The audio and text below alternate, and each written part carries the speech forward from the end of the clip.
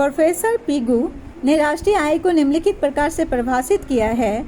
National dividend is that part of the objective income of the community including of course income derived from abroad which can be measured in money। राष्ट्रीय लाभांश वस्तुनिष्ठ अथवा भौतिक आय का वह भाग है जिसमें विदेशों से प्राप्त आय भी सम्मिलित होती है और जिसे मुद्रा के रूप में माप हो सकती है। एक अन्य प्रसिद्ध अर्थशास्त्री प्रोफेसर फिशर ने राष्ट्रीय आय की परिभाषा देते हुए कहा है कि The true national income is that part of annual net produce which is directly consumed during that year। वास्तविक राष्ट्रीय आय वार्षिक शुद्ध उत्पादन का वह भाग है जिसका उस वर्ष के अंतर्गत प्रत्यक्ष रूप से उपयोग किया जाता है। तीसा के भयानक आर्थिक मंदी ग्रेट डिप्रेशन ऑफ तीसा 1929-33 से उबारने में नियामक प्रोफेसर केन्स ने राष्ट्रीय आय की धारणा को नए सिरे से विचार किया। इसके अनुसार राष्ट्रीय आय को उपभोक्ता वस्तुओं तथा विनियोग वस्तुओं पर किए गए कुल व्यय के योग के रूप में व्यक्त किया जाता है। फॉर्मूला के रूप में y = c + i।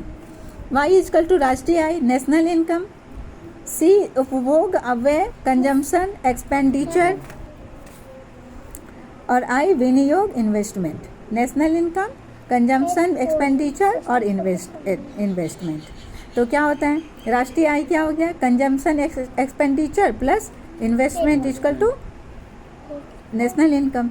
अब हमें राष्ट्रीय आय की धारणा को स्पष्ट करना चाहिए जिससे यह पता चले कि राष्ट्रीय आय के अंतर्गत किन किन प्रकारों की आयों की व्याख्या करते हैं। राष्ट्रीय आय की धारणा को हम निम्नलिखित आयामों के द्वारा स्पष्ट कर सकते हैं। राष्ट्रीय आय की धारणा सकल घरेलू उत्पाद ग्रॉस डोमेस्टिक प्रोडक्ट, कुल आय सकल राष्ट्रीय उत्पाद ग्रॉस नेशनल प्रोडक्ट, शुद्ध राष्ट्रीय उत्पादन नेट नेशनल प्रोडक्ट।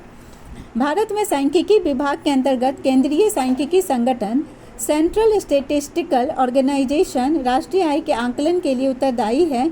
इस कार्य में राष्ट्रीय प्रतिदर्श सर्वेक्षण संगठन नेशनल सैंपल सर्वे ऑर्गेनाइजेशन केंद्रीय सांख्यिकी संगठन का सहायता करता है।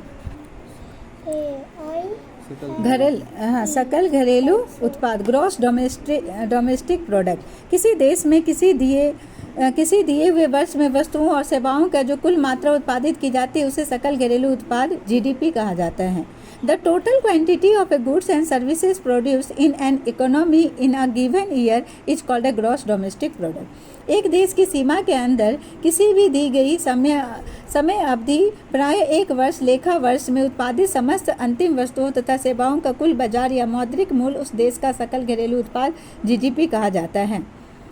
सकल राष्ट्रीय उत्पाद ग्रॉस नेशनल प्रोडक्ट किसी देश का एक साल के अंतर्गत जितनी वस्तुओं तथा सेवाओं का उत्पादन होता है उनके मौद्रिक मूल्य कुल राष्ट्रीय उत्पादन GNP कहते हैं। यहाँ ध्यान रखना चाहिए कि कुल राष्ट्रीय उत्पादन GNP तथा सकल घरेलू उत्पादन GDP में अंतर है। कुल राष्ट्रीय उत्पादन का पता लगाने के लिए सकल घरेलू उत्पादन में देशवासियों द्वारा विदेशों में उत्पादित वस्तुओं और सेवाओं के मूल्य को जोड़ दिया जाता है तथा विदेशियों द्वारा देश में उत्पादित वस्तुओं के मूल्य को घटा दिया जाता है। नेट नेशनल प्रोडक्ट शुद्ध राष्ट्रीय उत्पादन कुल राष्ट्रीय उत्पादन को प्राप्त करने के लिए हमें कुछ खर्च करना पड़ता है, अतः कुल राष्ट्रीय उत्पादन में इन खर्चों के घटा देने से जो शेष बचता है वो राष्ट्रीय उत्पादन NNP कहलाता है, नेट नेशनल प्रोडक्ट कहलाता है।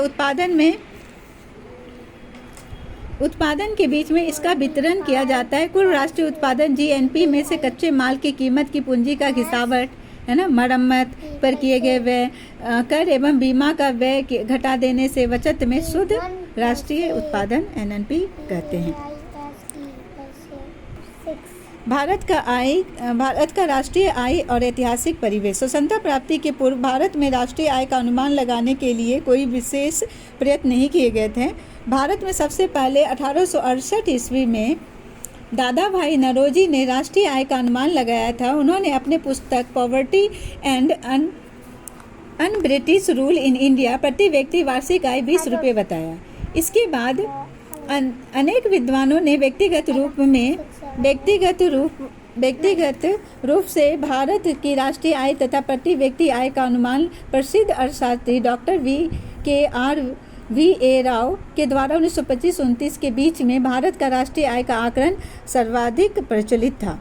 स्वतंत्रता प्राप्ति के बाद भारत सरकार ने अगस्त 1949 ईस्वी में प्रोफेसर पीसी महालनोबिस की अध्यक्षता में एक राष्ट्रीय आय समिति का गठन किया था, जिसका उद्देश्य भारत की राष्ट्रीय आय के संबंध में अनुमान लगाना था। इस समिति ने अप्रैल 1951 में अपनी प्रथम रिपोर्ट प्रस्तुत की थी।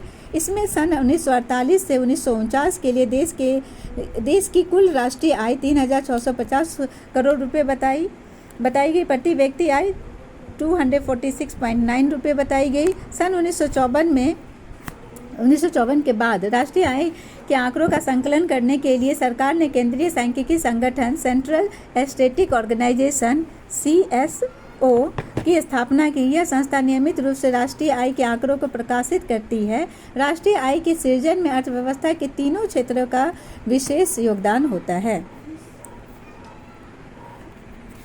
CSO की स्थापना की यह संस्था नियमित रूप से राष्ट्रीय आय के आंकड़ों को प्रकाशित करती है। राष्ट्रीय आय के सृजन में अर्थव्यवस्था के तीनों क्षेत्रों का विशेष योगदान होता है। प्रति व्यक्ति आय पर कैपिटा इनकम। भारत जैसे बड़े देश में जहां जनसंख्या काफ़ी तेजी से बढ़ रही है, यहां प्रति व्यक्ति आय कम है, अशिक्षा का स्तर ज़्यादा है एवं भाषा, जीवन शैली और संस्कृति की बहुतायता है। इस बात का एहसास निरंतर बढ़ता जा रहा है कि विभिन्न आर्थिक सामाजिक उद्देश्यों की पूर्ति के लिए हम अपनी प्रति व्यक्ति आय में वृद्धि करें।